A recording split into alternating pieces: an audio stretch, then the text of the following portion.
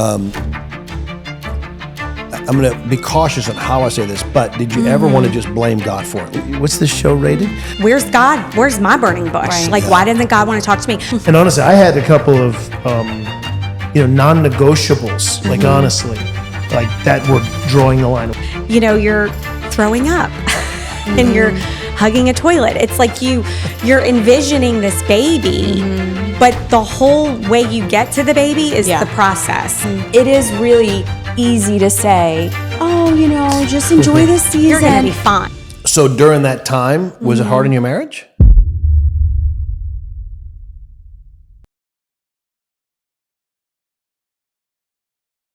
Welcome, everybody, to another episode of Holy Conversations. We are so excited for this episode as we have family members with us. These two we have known since our youth ministry days way back. Taylor, we have known since she was 13, and Pastor Jeremy since he was 15, all the way back in New Orleans. And these two have been a part of our lives for, I don't know how many years now. Whatever the math is. Very long time. So today we're going to talk about ministry, family, and of course, leadership. And I know this episode is going to really bless you. And if you're not a subscriber, please hit that subscribe button and follow along and join in on our Holy Conversations. Amen. Well, welcome you guys. It is such a privilege to have you with us. For Nicole and I, it's a great blessing. If there's anybody in the world that knows us, it's these two.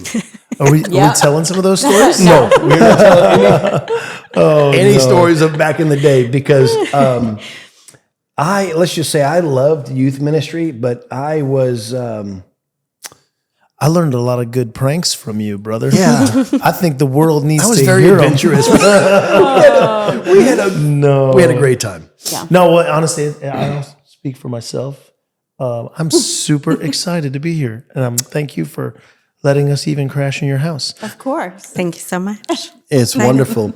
Okay, so just a little icebreakers. Favorite food, Taylor? Oh, gosh.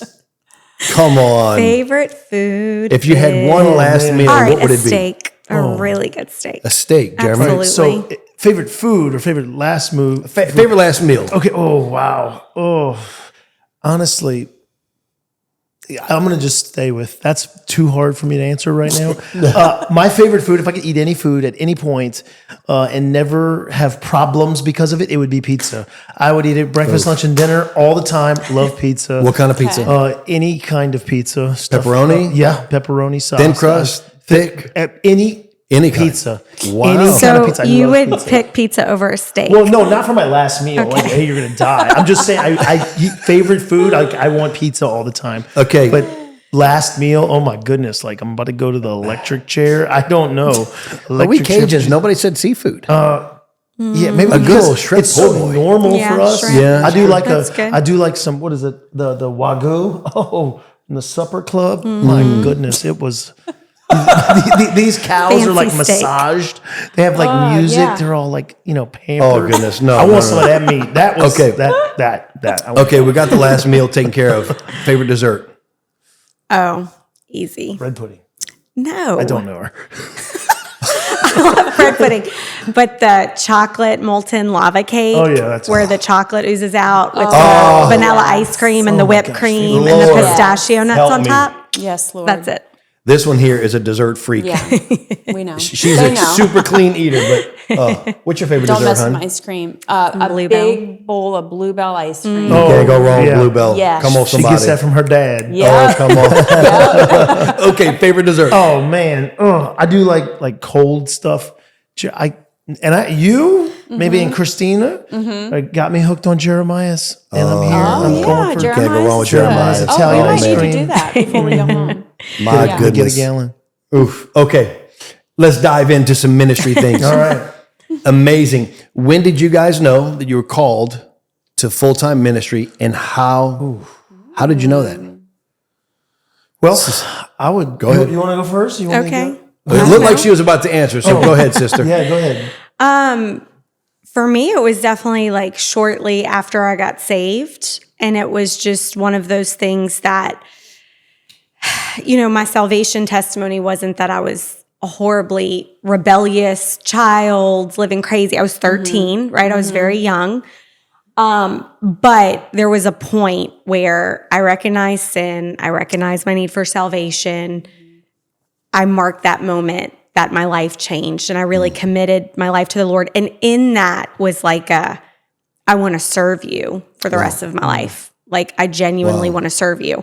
And so then, of course, we were in you guys' youth ministry, and there was a lot of opportunities to serve at a young age. I was leading Bible studies with peers, which is crazy to think about now, but there was a passion there for that kind of stuff. And when we approached that kind of college age, it was like, man, I just want to make a decision to serve the Lord for the rest of my life, no matter what that looks like. So I didn't know initially specifically, I guess, what it would look like. Yeah. Okay, so you didn't know what role you would fill in ministry. Yeah. You just wanted to help a lot of people. Yeah, or like who was going to hire me to work or something, Right. Like I didn't necessarily know. I wasn't like, I'm going to marry a pastor or, none of those details were there. Sure.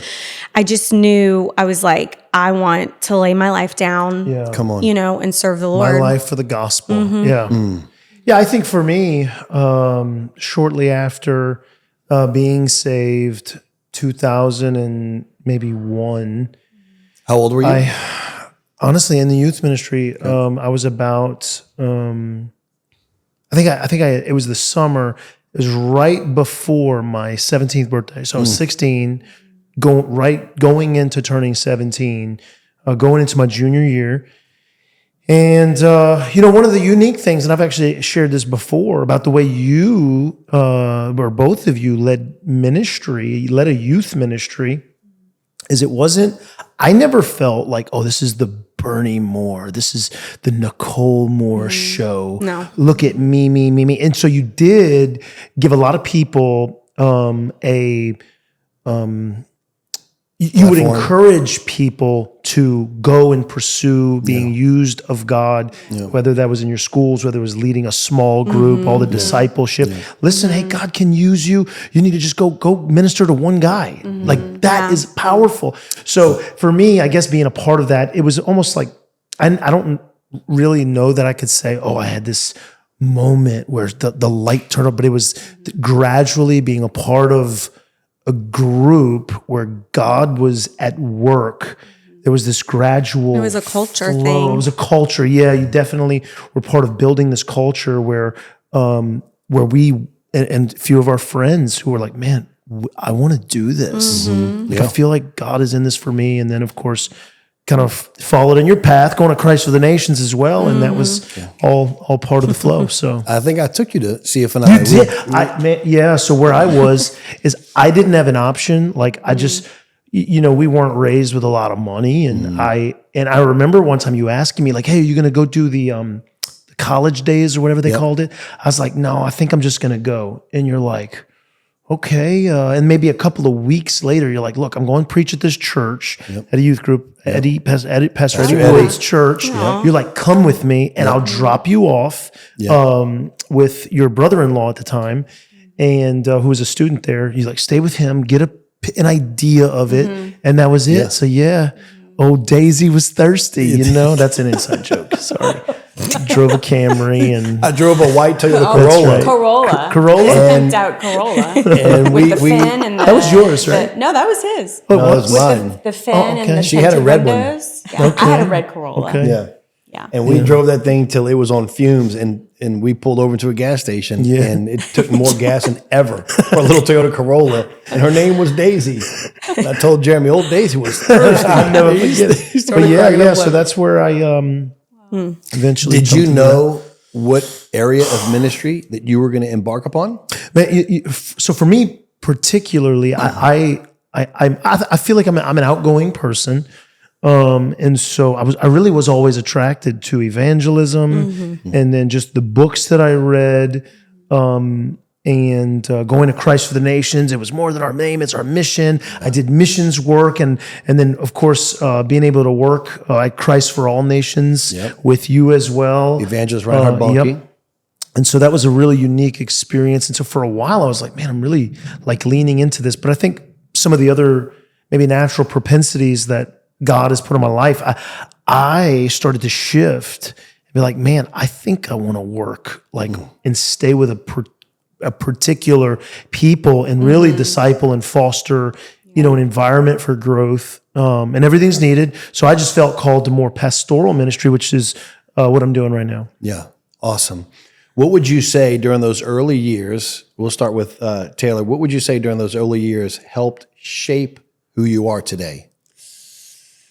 Well, a lot of things, I think. Definitely making a decision as a teenager. So I decided to go to Christ for the Nations as well. But what's funny is Jeremy and I were not together then. Yeah. Our decision was totally That was separate. a Dr. Phil session, That by the was way. another issue, another time, another podcast. But no, we were not together. And I actually remember I had this desire to like get away. Like We were just actually at your parents' house. seek the Lord. We were at your We were at parents' your house, parents' house. at a Bible study or something. Your dad had a freezer full of Bluebell ice cream, I'm I sure he believe. did. But it was there we discovered we were both making the same plans. Yeah, I picked up a magazine wow. from Christ Yeah. for the Nations, and she looked at me with this disdain and disgust. What are you doing? Are you going to go there? I was like, yeah, maybe. The man of God told me I had to, right? No, you're But not. I had already gone to campus days. That's true. I Yes. didn't. So I I was- was we were I was the poor. forerunner. But anyway, so it was kind of like that, getting out there. But then, my story was very different. I had just turned 18. I'm there for 2 weeks, and my dad suddenly passed away. And I remember there was a lot of talk, I guess, which I wasn't even aware of the time of, oh, well, Taylor's going to move back home. Like she's been here for 2 weeks. Like we'll help pack her stuff back, bring her home. And as like traumatic and shocking, especially for an 18-year-old, as it was at the time, I remember just from day one feeling like, you know what, God called me here and he's not surprised by what's that's right. happened. Yeah. And his call hasn't changed on my life. Yeah. And I am so grateful looking back. Jeremy and I were not together then, as many jokes as we make in our tumultuous relationship. But I'm certainly glad. Tumultuous. That's news That's to a me. $10 word. I thought I was It's been always. redeemed. But I needed that season to like focus on who I was, my relationship with the Lord, like really laying a foundation. So, my whole journey at that point did not turn out like I thought it was. Sure. You know what I mean? I thought it was just like this roller coaster of you're building. It's just, everything's great. Everything's going to go next level. And you obviously hit some major bumps in the road that really redefine who you are, why you're there. But I think in hearing you say that, because now I'm remembering all those times, two things that I want to touch on is I think also one of the things that probably really solidified sort of that foundation in your heart was knowing that Nicole had been discipling you for so many years. And I remember, every week y'all go on your little walks, you'd go get a snowball. Laughing Air Park, baby. Y'all would just talk and just go through scripture and life and just whatever. And so when those hard times come, matter of fact, I remember Nicole literally just booking a flight like that day and coming up to be with you. I think during those moments and those hard seasons, for an individual believer, I think without proper discipleship, that would have been really, really absolutely. hard. It's hard enough to begin Sure. with, but that's a whole nother level of a trial that, Right. wow, Yeah. So Well, that's I think, why I always say community is essential. Like it's a non-negotiable, especially And the when right you're community. serving the Lord. The right community. Yes. yeah, It's it's a like Jonah. You non-negotiable. can be on a boat with a bunch of Yeah. people, but it's like, who are you allowing on your boat can determine where your destiny Yeah. winds up. Bro, that's you know? good. And so I think for you guys, which is so beautiful because here it is all these years later, and still to this day, it's the dynamic has changed in the sense of like, of course, Nicole's not discipling you, but like y'all are closer than ever. You talk about everything all the time. It's like you never miss a beat.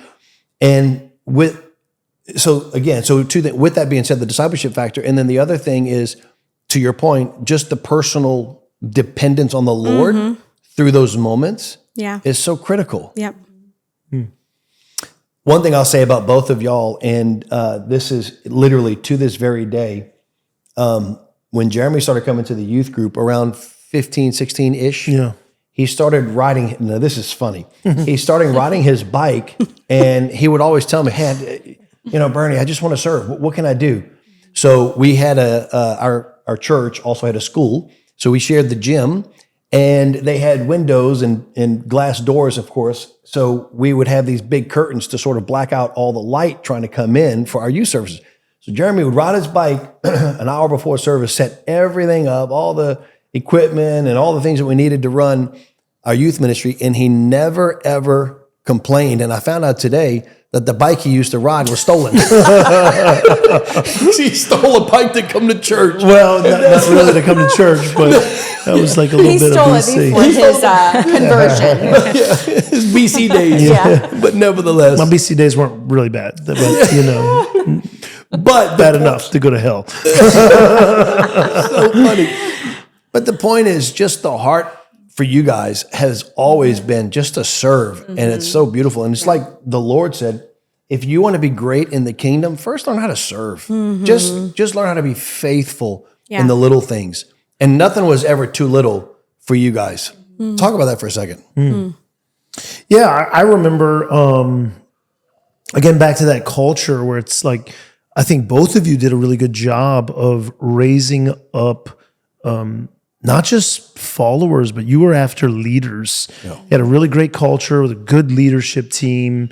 And it was a variety of people. So it wasn't just people like you or people like Nicole. It was y'all just had a unique way of bringing in different styles or different kinds of people. And so in that leadership environment, I was not welcomed. No, but it's because honestly, I was just immature at the time, and that's okay. And I had growing up to do it. But that little thing for you, which was told to me a little bit after by James Roussel, is like, hey, like this little thing, and I was happy to do it, but it was for you. You told him, and I guess he told me after some time, he's like, hey, this is a test and you're doing good. So keep going. And I didn't know it was a test, so sometimes for maybe some of the listeners, it's like, maybe God has you in the moment of a test. You're being tested right now in something season small. of testing. Yeah. And it's like, so just be faithful. And I didn't know that this guy was serving. He just asked me to do it. And I'm like, yeah, sure. I'll black out the windows. And we had 2 services a week, and every service you were there. Wasn't like it was just once a week. Right. Yeah. So I did that. And then it's like, hey man, can this guy just be faithful and doing this one little thing? And I'm very prompt anyway. So I was like, man, I'm gonna make sure I'm on time. I'm getting these, the pipe and drape up and getting the curtains there. The black curtains. Then the little, I remember sometimes, now you probably don't even know this, but there were some of those cloths would break. And I actually got my mom to buy new ones. And we got hot glue. We had to remake them because they were just ripping after, I'm like, hey, we got to get the, and that's little things like that. Just to make it work, and I don't know if I asked for money. I need that money back, by the way. No, I'm just kidding. But sincerely, that was just I think to answer your question, there wasn't anything too big because it was just, I'm sorry, there wasn't anything too small because it was just kind of the joy of being a part of a whole culture where we're all serving the Lord together and we had different parts. And I didn't know where it was going to go. I really don't know if I cared then. No, sure. So. No, you just wanted to be a part of something, all of us. And I think really for the body of Christ, especially for young people today, that is such a critical element or piece that's missing in so many people's lives. Everybody, especially with social media today, everybody wants their own platform, they want their own thing, they want their recognize me, and they just want to go to the top now. Right. Yeah, they don't. Right. It's like Paul told Timothy, don't despise the process. It's like so many people, they don't want a process. They just want to elevate themselves right to the, and that process is where God develops character, where he develops those or reveals those things in our lives that we need to work on and things that are maybe not where we would like them to be. So anyway, but you guys have always had such a heart of a servant. And of course, you're both executive pastors of a tremendous church in Baton Rouge. Amazing. Your campus is out of this world. Incredible. Both of you are phenomenal speakers, Yes. gifted, anointed, equipped. It's amazing. You're a blessing to the body of Christ. Hon, you want to add anything? As far as them being a blessing? All the above. All the above. Well, I was going to do a plug for Taylor. If you need a phenomenal guest speaker, Taylor is your girl. I was going to say TaylorQuintini.com, but What about that Jeremy? doesn't Jeremy is too. But I got to plug I'll my bring girl. you, babe. I'll bring you. Yeah. No, I echo everything he says. I mean, we say it all the time. Like, we always talk about the Quintinis and sister and Uncle Jeremy, and just like, for us, it's always just so encouraging to see like, wow, like the labor that you put in the early years did not go in vain. Like, just to see the fruit of your labor is so rewarding. Yeah. And to see you guys, like, I mean, I remember clear as day the day I met Taylor. I had just come back from YFN. I did an internship at YFN in Dallas. Really? Yeah. Yes. And just didn't come know that. back, didn't really know too many people. And I just see this petite, tiny little girl just prancing on the bus. And I'm like, who's this little girl? With braces. With braces. And I think she had a crush on my brother. Wait, if I remember what? right. I don't know if I heard this. I think Keep so. going. And so I was like, who's this little girl? And anyway, I don't even remember, but it was like an instant connection. And we started going to, like Bernie said, like Lafreniere, which is our park in New Orleans. And I just like, I'm just so grateful that the Lord, like, I was obedient to like what the Lord was calling me to do. Cause anybody who knows me, they know my heart is discipleship. And it's just always it's just such a joy to see like the fruit that comes from just doing what you're supposed to do. Like not even orchestrating it, but just like organic, living your life, loving Jesus, wanting to help people. Honey, you have an issue? Yeah, it keeps Mine falling keeps here. falling. I'll hold it. So anyway, I just echo everything Bernie says. Well, and Y'all are I a think gift. it's really beautiful to see like just the staying power of people that stay the course and are like in it long haul with Jesus. Because of course there's people from youth group days, there's people from Bible school days that don't. Yeah. And then sometimes there's a big announcement made about how they've come to the light and they've realized their the faith, full, all this stuff. And I actually was seeing that not that long ago from someone, and I thought, man, you know what I've never regretted in my life is holiness. Like deciding to live holy. You better preach. My God. To stay the course. Yeah. You know what I mean? Yeah. No matter how hard it's been, no matter what has happened, like the Lord has helped me overcome. And then obviously we see that in you guys. There's other friends we have that we could say the same thing about. And it's like there's something so encouraging about being with people that are really in it for the long haul with Jesus. So You say that now, like you have no regret for holiness. Can you imagine in that day when you stand before him and he says, well done? Do you think we're going to regret the sacrifices, the love, being able, and all the reward, the crown we have to be able to throw that down at his feet and say, any reward we get, we only receive it in his name. So that's an awesome thought, Taylor. But, but I echo that too. Like I like we've been well connected in in some way. My connection with y'all has grown because of the connection that Nicole and Taylor have had. And I actually found it interesting too. Your dad being a pastor, I've always respected him. And Taylor's told me one time, I don't know how we got in the conversation, but she asked you a question about end times and it was kind of difficult. And you're like, I don't know, let's call my dad. And then y'all are like, okay, well, it's complicated. Then we were both confused. We were both confused. We said, never mind. Let's go get ice cream. But it's awesome to see like the family dynamic, what your parent, and no one's perfect, but your parents instructing you in the way, and then you're bringing it down to her, and now her to her children, and so that's awesome. But to watch y'all stay the course too, it's really a delight. Which, by the way, they have the most amazing 5 children that I've ever met in my life. Gorgeous, genius. They know the Bible. Just phenomenal. Okay, Obedient. so that's a perfect segue into family. Let's talk family for a second. You guys have been married for how long? 17 years. Wow. Why you looked at me? She didn't know. I always know. I know And the Bernie numbers. I'm good. officiated your I wedding. did the wedding. Yeah. Very true. Which, okay, this is great. How's your prayer life? You know, years ago, I was in my prayer closet and the Lord revealed to me that we were seeing souls in our crusades come to Christ for $1 or less per soul. So this got me all excited. And I started praying, Lord, give us $1 million and we'll turn it into 1 million souls. And I begged the Lord, give us $1 million and we'll turn it into 1 million souls. All I cared about was reaching people. And finally, the Lord whispered to me and said, Bernie, you don't have $1 million prayer life. Immediately, conviction set in and I repented. And I said, Lord, make me a man of prayer. Let everything I do be bathed in prayer. And from then on, I became a man of prayer. My heart was stirred up.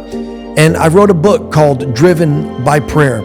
I believe every Christian life, every believer, their lives should be first and foremost driven by prayer.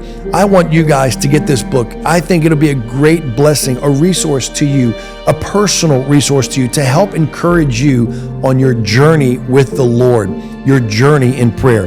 You can get this book on Amazon or from our website, and the link is in the description below. God bless. Again, marriage, family, faith, trusting God.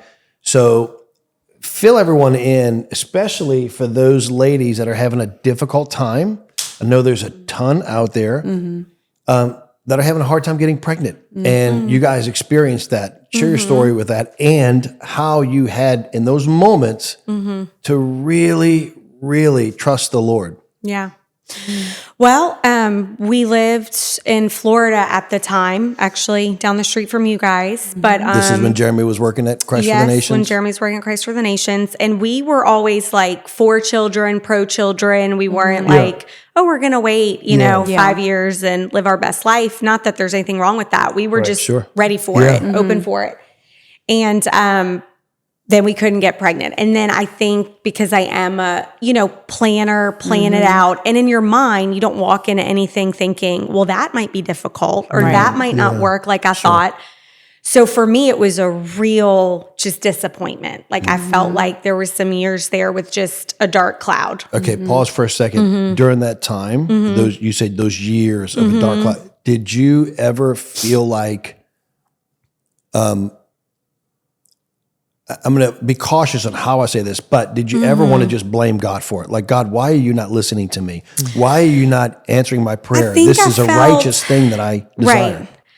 I don't think I felt like, oh, well, God's not good now. Or that wasn't my struggle as much as maybe I felt very lonely. Okay. And a lot of times when you want something you can't obtain, it's the same thing with maybe the girl that especially something wants to righteous get like married. Right. And all of her friends are getting married and she's got her 27th dress being the bridesmaid for everybody else's They should party. make a movie about that. Yeah, there is something.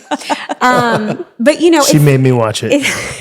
you loved it. you cried. But it's the same thing when you just want something that is a godly desire that you don't. Yeah. You just feel so alone. Sure. And then it almost feels like you've got this black cloud and everyone's like under the glory portal of like getting the blessings from God, like getting the job, getting the money they need, getting the baby, getting the, marriage. So during that time, you're seeing your friends get pregnant. Oh, yeah. And you can't. And how many years was that? It was about 5. Okay. And what did you guys do? And I ended up having friends on baby 2. Sure. It wasn't even baby 1. Yeah. And I will say Jeremy was definitely my rock because he was not unemotional. Sorry, what did you say? Yeah. Love you, babe. My rock. But not that he was unemotional in a non-caring way. He was just like confident. Yeah. Like the person that just stands up and he's like, why are you sweating about it? Like God's got this. Like he was just so almost unmoved by it. And maybe you had your internal things you really hid well for me, but I would know that is a peculiar moment where there was just grace. I You had faith. never doubted for a moment. Yeah. Now that's not that's not to say that over every part of my life, Right. but in that season, that one isolated thing, I was like, Yeah. no, we're gonna have kids. Just why are you crying? yeah. Like, this is gonna happen. Chill. What are you worried about? Yeah, We're like that traveling was the world literally- and having fun. Like, what's the problem? The hard thing for me was to watch, like being so confident. Like I don't know, it wasn't to But have seeing that someone you confidence love. and then to see her in pain, I was Yeah. perplexed by, Yeah. and it made me like, okay, why? There's obviously a chasm between what I am experiencing and what she's experiencing. You know, we've had multiple times where friends getting pregnant, where she's battling both the joy because she is happy for them, and then the loneliness, as you said, of The joy and the pain. Yeah. So that was a challenge. That part was the challenge for me. And how did you pastor her or lead her through that season, seeing that she's really bothered by this? And I was young. I was like, you want to go watch a movie? What's this show rated? Like, we could go try. We'll just keep practicing. Yeah. But I do remember that season very well. And I think you had talked about maybe getting on some medicine to help. And I remember you saying, but Jeremy's like adamant, like, we're just going to trust the Lord. And I think where did y'all go? Italy, or where did y'all go to? Yeah. So it was he had resigned from Christ for All Nations, and we knew we were moving to Baton Rouge. And so at that point, I like totally gave up in my mind. I was like, we have to find a new doctor in Baton Rouge. It doesn't matter. It's not going to happen. And actually, he was supposed to go to Pakistan with you, and your visas wouldn't go through. That's right. I remember that. That's right. You remember all that? Yes. You got rejected. And so any couples in this situation, I really advise this, but we took a 2-week stint where we went to Europe. I planned this trip so last minute. Yeah, I like, it was remember that. insane. Yeah. We packed our apartment, we moved our stuff, and we basically made the start date of the new job a couple weeks later. Sure. So it wasn't one of the next. And we took those 2 weeks and we went to London, Paris, and Italy. And we came home with an extra souvenir, Yes, on. that's where Which baby greatest of judo all. was consummated. Yeah. which was a really big surprise. Yeah. It was a I really remember big when she surprise. called So this is 5 years now down the road. Yeah. I remember when she called You me. I know, was the in- number 5 it represents grace, Oh, favor. yeah. Yeah, that was, oh man, 5 kids. I mean, and I was always like, honestly, I remember when we were at her mom's house and we were talking, and it was kind of like, hey, are we going to get married? We're going to do this? And honestly, I had a couple of, non-negotiables, like honestly, like that were drawing the line. And one of the things I told her, I was like, hey, I really am willing to move anywhere in the world. I'll go in jungles. I don't know what God is calling, but you got to be willing to come. And she went, I'll go anywhere. I'll follow. I just don't want to see snakes. I was like, okay, cool. It's true. Number 2, Don't blame I you. want to have a big family. And she went, cool, me too. And Which you guys don't know, Taylor's an only child. So My version of a big family, I was like, whoa, 3 kids, that's a lot. yeah. Like, I didn't mean 5. So Yeah. our communication wasn't. Yeah. But it worked out. I was wanting 2 more. yeah, define big family. We gotta yeah, define yeah. terms for sure. Yeah, I've had people, like, we go into like Costco or something, and they're like, "Hey, are all these yours?" Yeah. We're like, "Yeah." Y'all Catholic? We got a basketball team. I'm like, no, and yes, and no. But, anyway, we got 5 boy, So- 3 girls, boy. So during that time, was it hard in your marriage? I don't think so. Well, we were. Tell me, was it? Let me tell you. I had a great We time. were in a unique place where, for his job, we were traveling a lot and we didn't have kids. And so we did get to do so many like fun, carefree things. And living in Orlando, we lived right downtown for most of our time there. I mean, we would go eat at 8:00 at night. Yeah. Like, it was no big deal. You know, we had friends kind of in the same season, and we could just make these choices that you don't make when you're parents Right. to kind of pick up and go. And so there was definitely fun and joy, and looking back on it, I think not the regret, but in hindsight, of course, I'm like, what was I worried about? Right. You know, like Right. I could have probably enjoyed it even more Right. rather than being so wrapped up mentally. Right. It was a in what was righteous happening. desire that God gave Right. you. It was a Right. desire I think every woman has, you know, and especially in that moment or that season of like, okay, I really, really want Yeah. a child, and I, for whatever reason, at the moment, I can't have one. Right.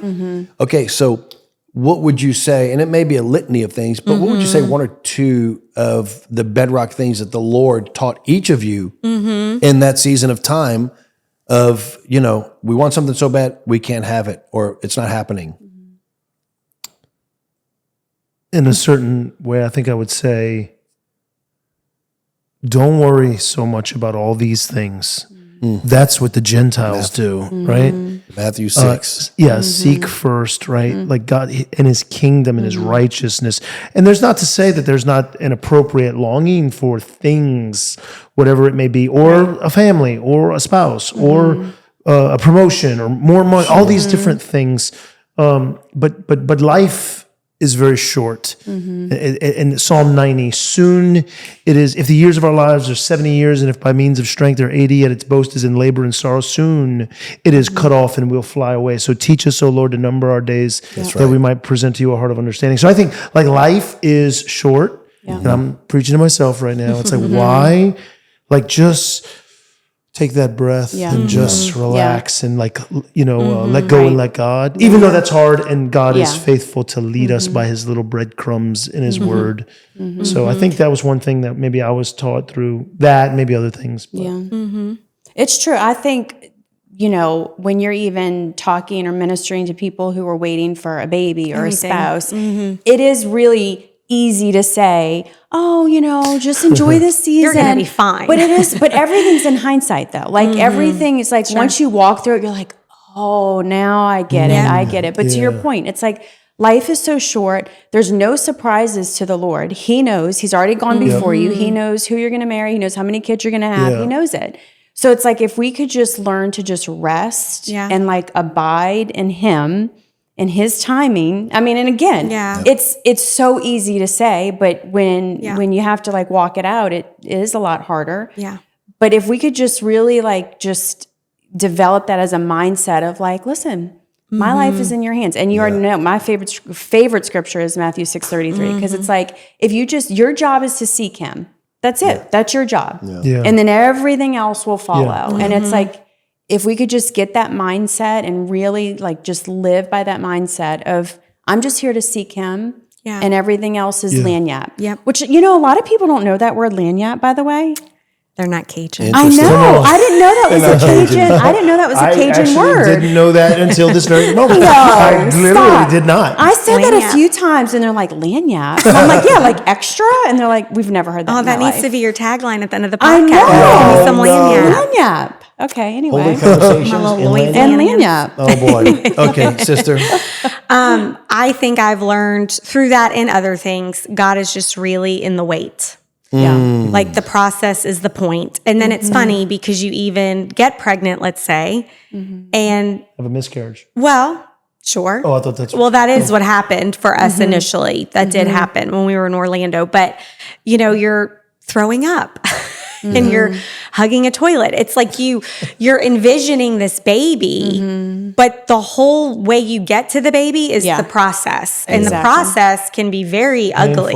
I remember one day waking him up, like the minute I opened my eyes, I slapped him and I was like, go get me yogurt now. Like I knew if I moved, I was going to just throw up. Okay. You know the feeling. It's horrible. I know.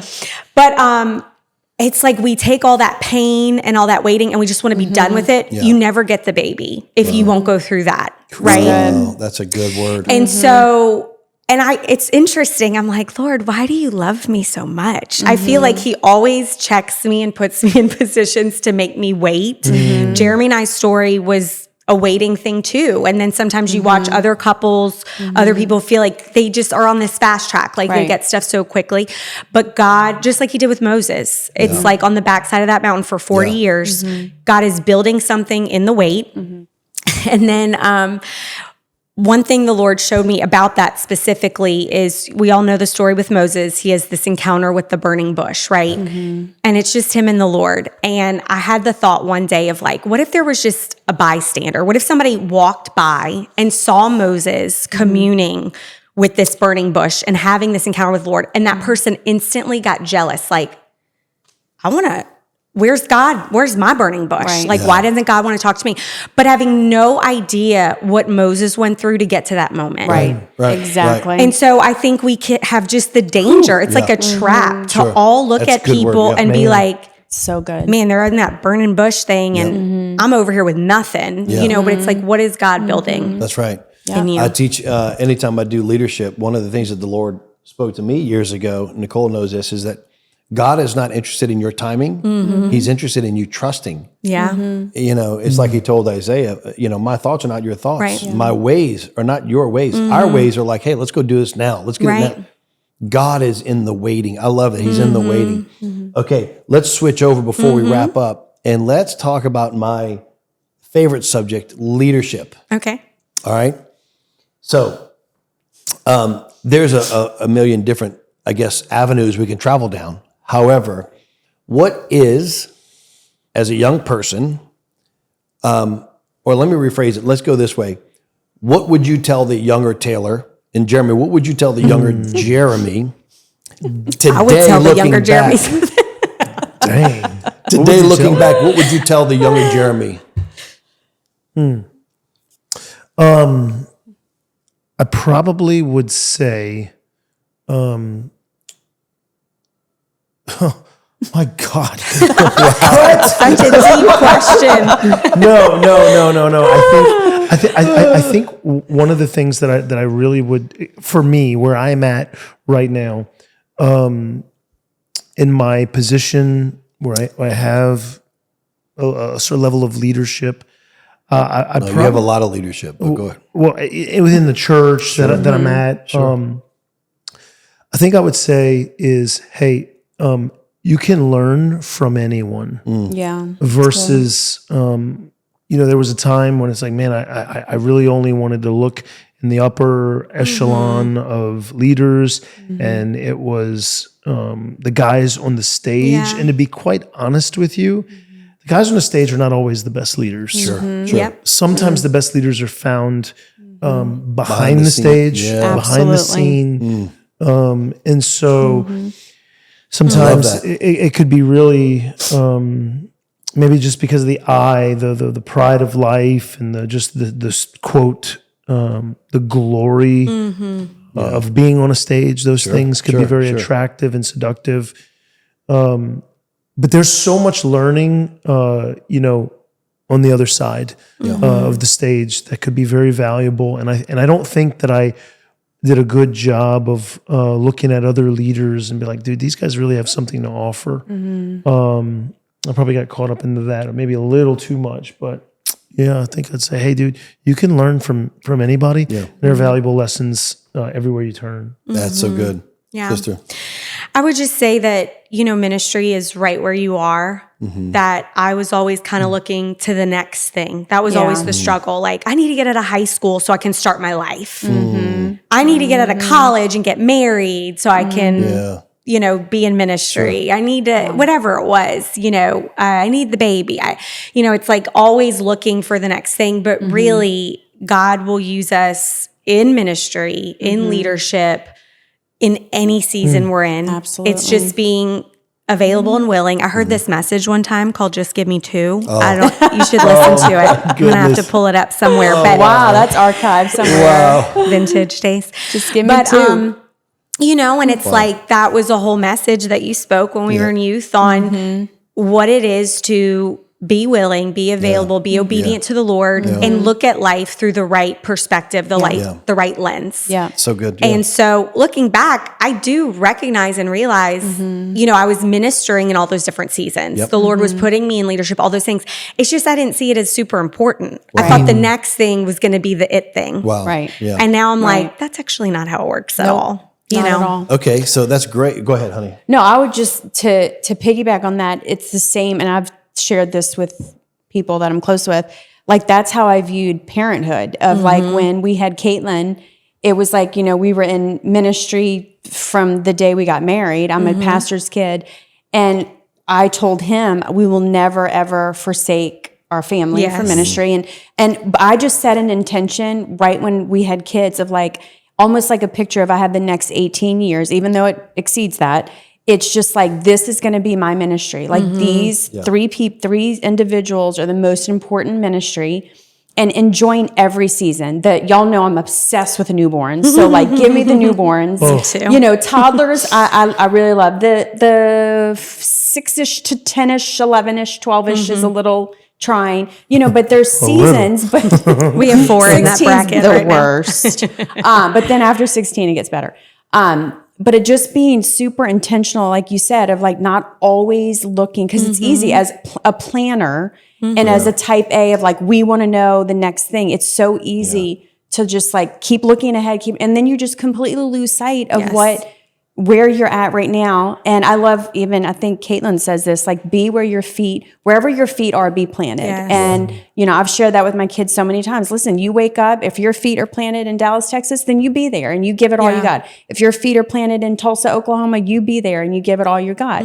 Because life is so seasonal. And it's like, there'll be great seasons, there'll be not so great seasons, but it's just a season. Yeah. And if you have that perspective, I think it's just so easier. It's so much easier to walk through life because you just have that mentality of like, this too shall pass. Yep. So good. And just, again, being intentional about every little season and not getting so caught up in the future where you literally, you don't even enjoy the miss the present. moment. Yeah, Yeah, you miss the moment. Yeah.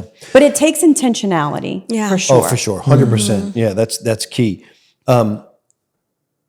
Two last things. Number one, what would you say to every leader and every believer, or let's rephrase, every believer that wants to be a leader, what would you say he or she must possess to be a good leader? I think Give me 2 or 3 things. What would you say? Hey, if you want to be a good leader, you need to do X, Y, and Z, or you need to possess X, Y, and Z. 1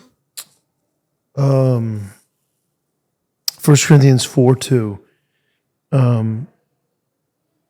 What does the Lord require of us as stewards of the mysteries of God, but that we would be found faithful? So faithfulness to God, faithfulness even to people that He has put in our lives, even if those people are not being respectable in a certain sense, even if they're not, let's just think, hey, maybe they're not a great leader. Maybe you don't feel like they're possessing great leaderships. Who cares? David was about to be killed by the king, and he was like, I ain't touching him. And David served him. I think God tested him by bringing the king right into his path. Oh, yeah. Twice. I think I would say be faithful, maybe right on the the lines of what, Nicole and Taylor were sharing, like being faithful, to be planted. And I love the word intentionality, to be intentional in the things that you're doing, and deliberate. Those are all kind of synonyms, like, but faithfulness, like we have in our hands, No matter what it is, being faithful. we have in our hands the mysteries of God. They have been broken in our heart. Like it's been revealed. The light has broken through, and He's found us as Christians. We're not talking about ministers. Every believer is a leader, I think. And God wants us to be filled with the Spirit of God and go out into the world. And that could be as simple as, at a gas station, opening your mouths to be faithful as a witness. So there are different categories, but I think faithfulness is one of the things to say. What comes to my mind is the scripture, the Son of Man did not come to be served, but to serve.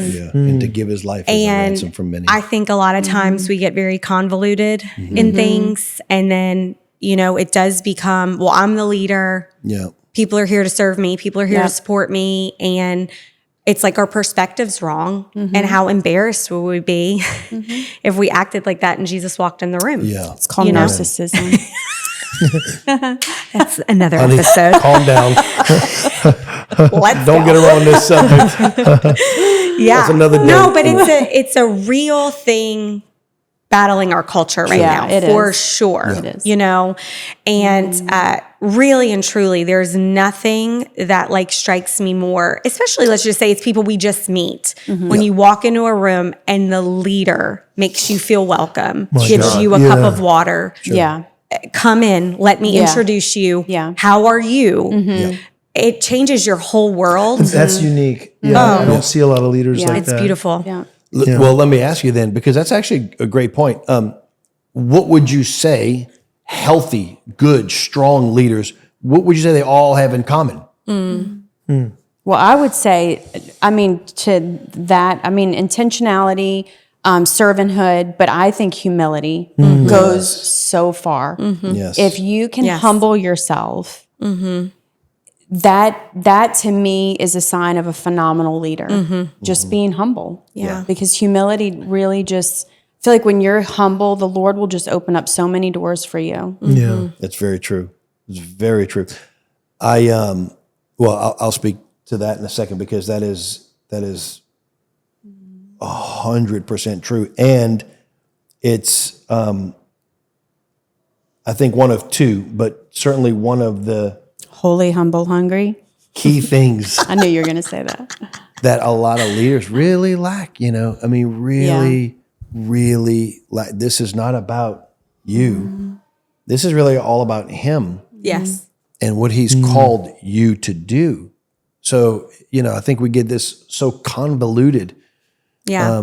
If Jesus said, to your point, Taylor, that if Jesus said, I didn't come to serve. I didn't come to be served. I came to serve and give my life as a ransom for many. Yeah. Matter of fact, I read where one Jewish scholar said during the Last Supper, when after they were finished and Jesus got up and basically took off his tunic and girded himself with a towel, one Jewish scholar said that based off of historian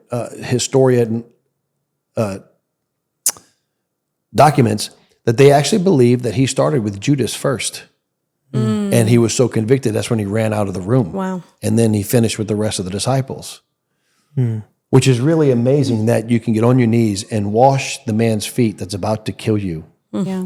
It's incredible. So the humility factor, somebody once said, humility is the ointment of heaven, What would you say? Yeah, the one thing, maybe the one thread, leadership, there's a lot of different styles of leadership. We know that. And I guess you're trying to get at the heart, the thread. What's the one thread? I think some of the greatest leaders that I've admired are ones who don't feel like they have to be right all the time. And it's like, hey, listen, I have a team of people. Yes. And they got some things better than me. I might have some things better than you, Right. but I know you got something better than me, Right. and that's what makes us a team. That's right. For sure. Those guys are team players, and they even the position people in the right seats. It's really like not micromanaging leaders for me are like I can't work with those people, and I think that's why I really value you, Bernie, because you're definitely not a micromanager. You have your opinions and you have some strong opinions, but literally you're like, hey, knock me down, see if you can argue me. I tell our team all the time, we have hired some really great people, and I tell them all, they're so much better than me in so many different things, and I love it. I'm very secure. Look, we all have the same common goal. Right. Let's push the ball down the field, score some touchdowns for heaven. And I think. So again, I think getting the right people around you that can and you actually help them succeed. It's not about them elevating you. It's about an organization. It's about a mission, a goal. This touchdown. It's about in football. The team scores a point. Not one person. Everybody gets the ring, the trophy, right? It's a team win. It's a team effort. And a lot of times maybe, and this is maybe the seductive part of, quote, ministry and the platforms in the world is like, oh, me. We sing this song, I. There's only one I, and it's the great I am. It ain't you, right? But the team helps push this one thing forward. So leaders who put people in the right position to advance, a peculiar thing that they're driving for. So. You want to say Love that, it. Love it. Okay, last question. I love this. I ask everyone this. Who is one or two tremendous influences in your life that you loved? A great man of God, a great woman of God, and you have, not just from afar, not of course, Paul the Apostle, but just somebody in your life that you've met, that you've talked to, that you've known, that has really influenced you. I'll go first. Go. I'm not flattering you. No, don't say us. No. Guy So you I learn will. I will say this, and I just said it on another podcast just a couple of days ago. Yeah, I did on the Reel with Pastor Adam McCain. I was like, man, Bernie Moore and Nicole, like the way he raised his kids, the way you lead, that was like, you were like one of the first real leaders that I was like, near. And I'm like, I really like the way this guy leads. He's kind of laid back. He can bark at you, but he's kind of laid back. And he's just doing a good job. You would put people in the position. So maybe even the things that I'm saying are still threaded through you, not trying to promote you too much. But we're very impressed with your children. And we talk about that all the time. They're godly. I had a conversation the other day. Their kids are all doing great. And I'm like, man, it's got to be an amazing feeling to be like, dude, we did it. They're still not that they're perfect. Y'all know they're not perfect, but they're going forward. So I would say, it was her ministry. Yeah, man, I'm really blessed to be a part of y'all's life and be able to watch y'all's leadership styles. Leaders, men of God. I know one guy you're going to say. Reinhard? Yeah. Bunky was an amazing individual. Yeah. He just had some kind of gravity to him. Why is that? For me, man, it was just like the seriousness by which he lived. And it was like, one time I'm with him, I don't think this is crazy to share. I mean, we're in a car and some guy at a gas station, very wealthy, and he asks Reinhard to go to lunch. He's like, "You're Reinhard Bunky," and he's like, "Oh, you know me." He's like, "Hey, can we go out to eat?" "Yeah, I would love to." So the next day, I kind of set it up, and we get in the car, we're going there, and he looks at me and he says, "Do not talk." I said, "What?" "Okay, yes, sir." And he said, "That's right." He said, "I've had people like steer the conversation," and he said, "The Lord has spoken to me. He's going to give us money." And he said, "And this is not about me. It's not about you. It's not even about him. It is about Jesus. It is about Africa." Wow. And so I like that it was like this guy had a vision. And he's like, "Listen, little 26-year-old Jeremy Quintini, don't get in my way, boy. Shut up." Yeah, I'll take you. Be quiet. No, he was super cool. And actually, the hilarious thing about that lunch is the guy found out I was from New Orleans, and he wouldn't let it go. The guy just kept talking to me, and I'm like, "Oh my gosh, I'm sweating." Wouldn't leave me alone. He's asking me about the Saints. He was like a Saints fan, and I'm like, "I gotta get out of here." I gotta go to the bathroom. No, but it was great. So yeah, Bunky, of course, you. Had a lot of great, sports coaches that I've been around in my life, and so yeah. Well, hate to have the same answers because that's lame, sister. but You were going to say me? No. I am the best leader I ever know. Anyway, we obviously would say you guys, and that is out of relationship. So the story you mentioned a little earlier, the day my dad died, it was unexpected. He was 48. I was 18. Oh, wow. He's my age. 48. Wow. Yeah. You think that's old, so you're there. And you're like, that's not old. Actually, that was young. Yeah. You look great for 48, sister. Thank you. But, my mom called Nicole. My mom didn't want me finding out over the phone. Yeah. And so she was literally like, "Can you get on a plane and go to Dallas and get Taylor?" And it's like that relational equity, but out of a place of you were the leader, and you probably had better things to do. I don't know. Funny story. Caitlin was just born.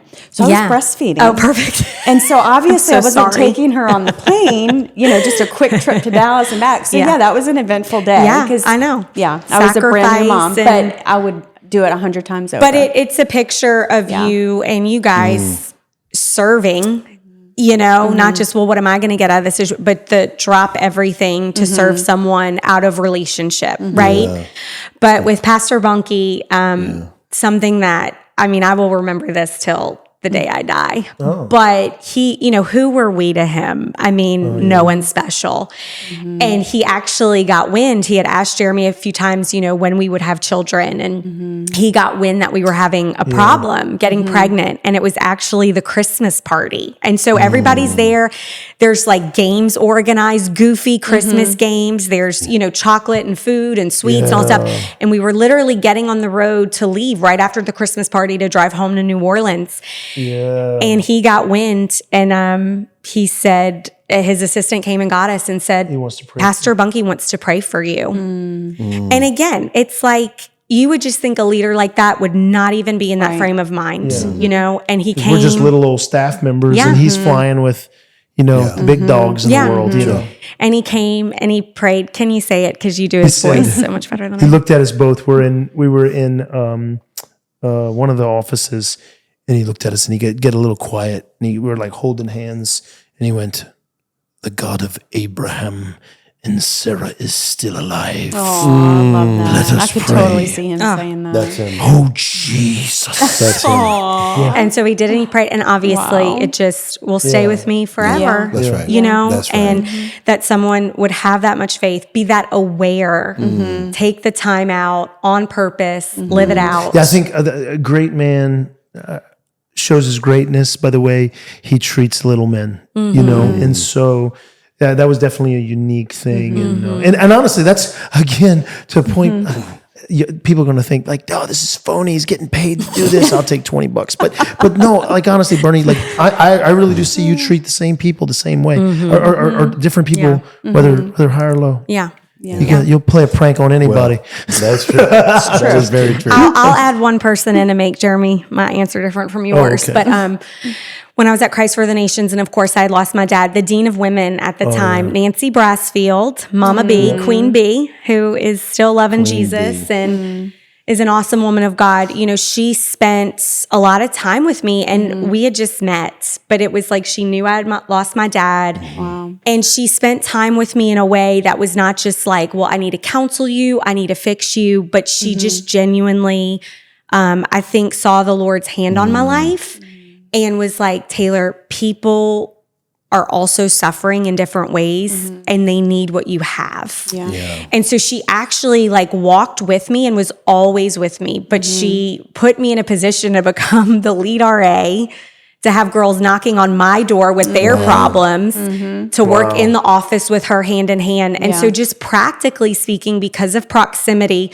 she taught me so much about women's ministry and about, you know, what it looks like to actually be grieving yourself, but how to walk through leading others, even when you don't have it all together. Yeah. And she's just So good. a spiritual giant. She's precious. Nancy Does she live here? Brassfield, love you, In Texas. Dallas? Yeah, Okay. not Texas, Dallas, but Texas. Okay. Well, going back to Pastor Bonke, and I guess after this we can wrap it up and go have a hamburger. But one of the stories, as both of you guys were talking about Pastor Bonke, immediately came to my mind was, and something that he possessed almost to a fault. He was so humble that I almost thought it was a little weird. You're Reinhard Bonke, and to him, he was a no one. And I loved that about him. Well, we were in Kansas City celebrating 25 years of this church. I won't say the name, mega church, and they wanted him to come speak. They're having a week-long revival meetings, and so he was at the end of the week, and all these well-known Big dogs are coming, right? big wigs were they were all there. And so every night was somebody different, and they all wanted to wait for Pastor Bonke. And as one pastor said, it was like the who's who in the charismatic zoo. Everybody was there. And so that night we're there. Pastor Bonke walks into the service. Of course, he preaches a great message all about evangelism, the Great Commission, soul winning. It was amazing. Afterwards, we're in the back. And the woman's pastor, who had been there for 20-something years as well, I mean, literally since the church was birthed, she says, we've had everyone come through here. And she started rattling off the names. I'm like, oh, wow, them too, just one after another. And she said, but I want to tell you something. And she started tearing up. She said, when he walked in the building tonight, God walked in with him. I said, oh, my goodness. Like it was, so then the next day, the pastor has this lunch, and it's, again, all the main speakers, and there's probably 12 or 15 of us. And so we're sitting at the table, and one guy, again, speaks up and says, Evangelist Bonke, what is God saying to the church world today? And literally for an hour, he preached to these pastors. It was the most beautiful and intimate moment I think I've ever sort of been a part of. It was it was amazing. Later on that night, it bothered me all afternoon. It was so great, but it bothered me. So later on that night, we're having dinner. And I said to Pastor Bonke, I said, I said, Pastor Bucky, I've got one question to ask you. I said, all these guys, they love you. They love your ministry. They love who you are. And when you were speaking today, I mean, every single one of them, nobody wanted to eat their food. Everybody had a plate of food. Nobody wanted to touch it. They listened to you with such passion. They were eager to listen to every word that was leaving your lips. I asked them, I said, how does that, I mean, I know you're just human, but how does that not get to your head at all? Like, how does it not, sort of blow your head up and, and immediately, it was almost as if before I could even finish the sentence, he looked at me and he pointed that big old German finger at me. He says, oh, Bernie, it's really easy. And he said to me, the key is to stay on your knees and their praises will fly right over your head just as well as their criticisms. And I lost it. I was so emotional. I came back to the room. I called Nicole. I said, honey. Yeah. It just, because it was so pure. It was so pure. And he was so humble. And to your point, I think, and really to Nicole's point, I think so many leaders are just missing that. They've made ministry about themselves, really, in so many different facets of. I asked him one time, 30-second story. We're in Nigeria. You were there. We were there. And 600,000 people, bonky. And I asked him the same thing. I said, hey, how does that not get in your heart? And he said, they're only shouting to the God of Abraham, Isaac, and Jacob. These days, the God of bonky. He says, soon they'll forget me and they just know Jesus. Wow. So I'm like, Y'all both do great impersonations, by the way. So we just listen to him so They much. listened a lot. Amen. Well, thank y'all for coming on. Thank you. We love you dearly. fun. This was so wonderful, so rich. Thank you guys for tuning in. Again, if you have enjoyed this moment, hit the subscribe button, where we will be regularly having wonderful friends and leaders and people that we can all learn from. Subscribe, Holy Conversations. We can't wait for the next episode. We love you. God bless.